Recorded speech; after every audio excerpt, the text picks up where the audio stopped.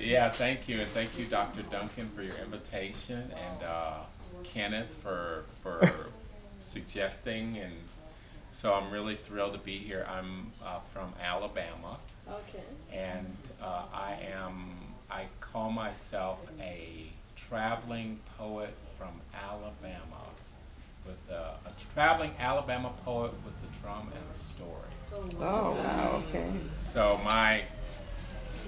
my stories are poetic, they're poems, and I am incorporating the drum into it.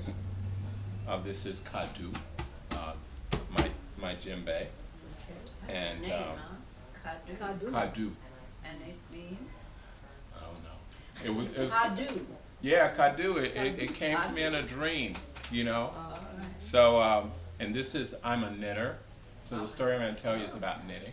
Okay. And so this is one of my hats. I call them Wally hats, and they're Fair Isle hats. You might talk with Jennifer about having some here. Okay. Store. Well, I would love that. I Yes. have, you know. Yeah. And if I must plug, he was featured in they did an article on him in the knitting circle on Wall Street Journal newspaper. Right. Yeah. And you might have a knitting circle here. I was just thinking that would be awesome. Because you know, knitting circles are wonderful for storytelling. Yeah. You know, I teach people how to knit, and so soon they're telling each other stories. One great story with a knitting circle I started in D.C. We started just before September 11th, right? And so it was just wonderful to have that already in place. So when people needed to share about their experiences after September 11th in Washington, D.C., the circle was there to capture those stories. Okay, so this story is called Knitting My Father's Breath, and it is something that I wrote in 2002, February 2002, just a few months after September 11th.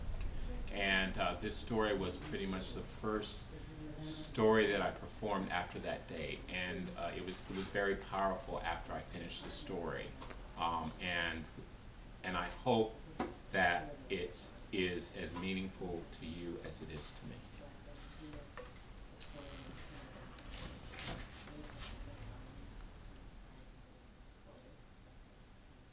At the center of the great wheel of being, there is the great witness, who sees without judgment both above and below the work and pageantry of the creation and the destruction of all that is remembered, all that is forgotten, all that is known, all that is unknown, all that is hoped for, all that is feared. I am both the witnessed and the witnessed, seated in the now yet separated by the veils of past, present, and future. May this story be the sword that cuts those veils, that I may clearly see and tell you the eternal and infinite truth. A fairy child born among azaleas and lakes was summoned home to witness his father's death make.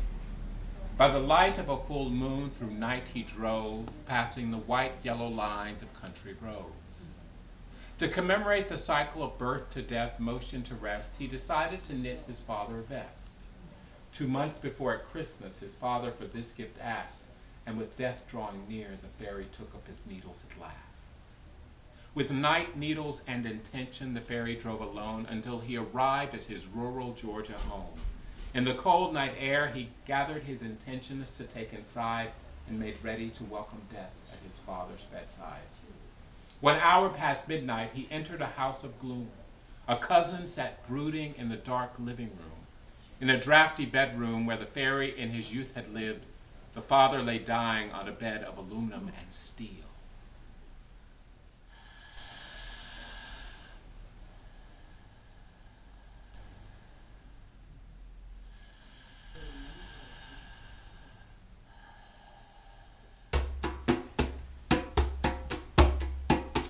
For a moment, the fairy stood still at the foot of the bed, while the mother repeated what the doctors had said. With the passing hours numbered, the transition had commenced, and the fairy took his seat with needles, yarn, and intent.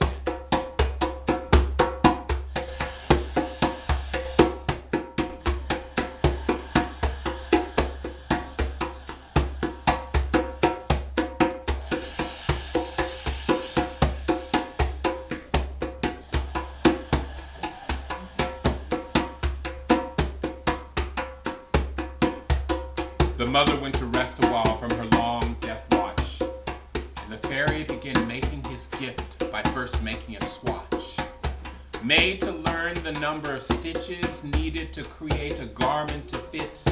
The swatch was essential for the fairy to knit.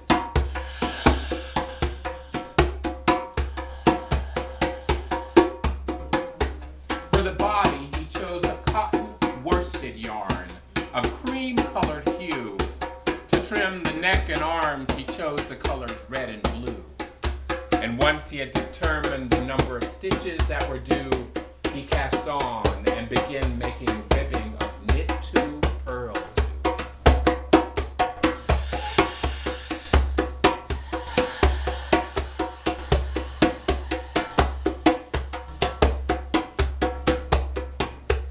As death made its final approach and started to materialize, the father's breath and the fairy's needle synchronized.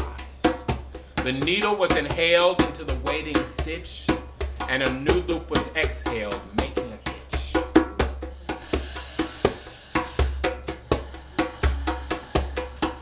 With each click of the needles and the rhythm of breath, the fairy wove a magical vest of life and death.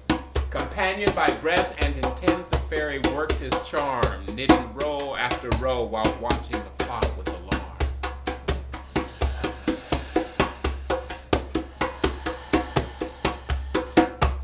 Soon, weary exhaustion sent the fairy to bed, but he kept working the magic in his head.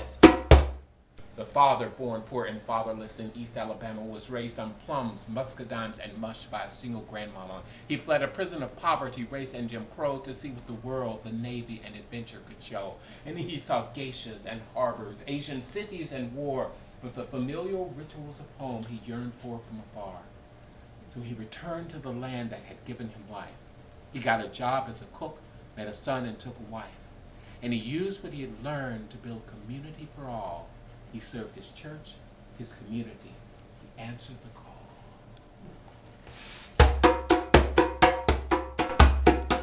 As cold dawn edged its way into the house of gloom, the fairy woke with a start in an adjacent bedroom.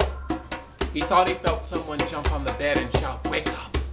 But his bleary eyes saw no one when he finally looked up. Death's cold hand was poised now, ready to snatch the sacred vow. The breaths rolled like thunder through the tiny greenhouse.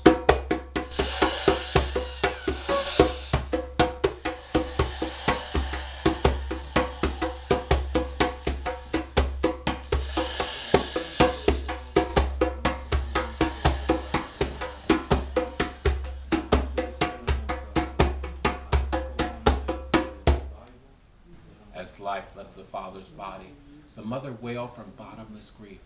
But the fairy turned to his knitting for solace and relief.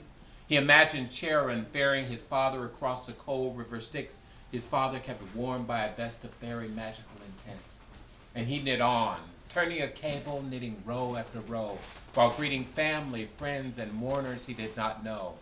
And as the funeral arrangements were made and the coffin and clothes chosen, the fairy finished the neckband, noticed the clock, and marveled at how much he had woven. And on the day that the father was to be buried in the ground, he finished the neckband knitted in the round. And he entrusted the sacred vest to a first cousin relative to be placed on the body now intransitive. The intent was done, the spell finally cast, and the father had a gift of warmth and protection at last. In the eulogy, the fairy announced all what he had done. The vest now covering the father's remains was knitted by his only son. And after he told the tale of a life of 73 years, he pulled a cream-colored yarn fragment from his breast pocket and said loud and clear, "Your life is like this yarn, and each stitch a single breath. Only a finite number separate birth from death. So through youth and old age, breathe in all you can know. Through pain and laughter, breathe out a new row. Through wealth and poverty, breathe in the creative flow. And through health and illness, breathe out gifts to bestow. So when you're sitting on the brink between the beginning and the end. Let your breath carry you. Breathe out and breathe in.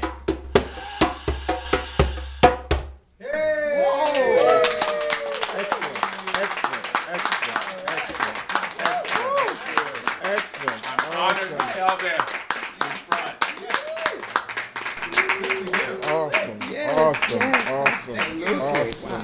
Awesome.